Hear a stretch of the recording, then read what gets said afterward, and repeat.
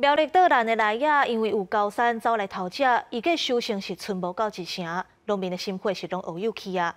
县府的农业处表示，会协助农民加入台湾高防治计划，有发文予农业部，希望会当有补偿机制。 真恶质啊！你龟壳卡，用来保护来野的纸袋啊，落甲龟头卡，部分留伫树仔顶的，详细甲看嘛有破去，互高山啊食过。农民看到是马口无目屎。伫苗栗县岛南镇有一搭高接来的果子园，去互高山啊偷走入去食来野。农民讲，原底一丛来野树会当收成140至160粒，即马平均敢若剩7-8粒。泡啦，拉网子啦，对，还有就是放一些那个香蕉，很多香蕉给它吃，吃饱它就走这样。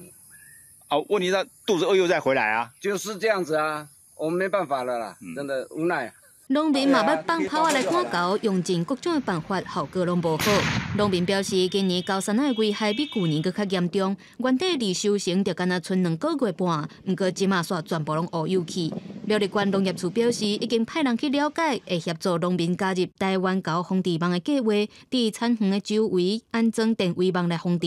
除了这个电围网的围篱之外，那当然还有就是这个起火炮，希望针对这个被迷火或者山猪所弄危害的部分，是不是能够有一个补偿的一个机制出来我想能够减轻我们农民的一个损失。县府强调，农民会当伫咧15进前摕地籍誊本甲身份证的影本去申请赶狗炮，不过这嘛不是上太性的防治工具。说落来，因会发文予农业部，希望会当针对高山啊造成的农业损失来提供补偿的机制，减轻农民的负担。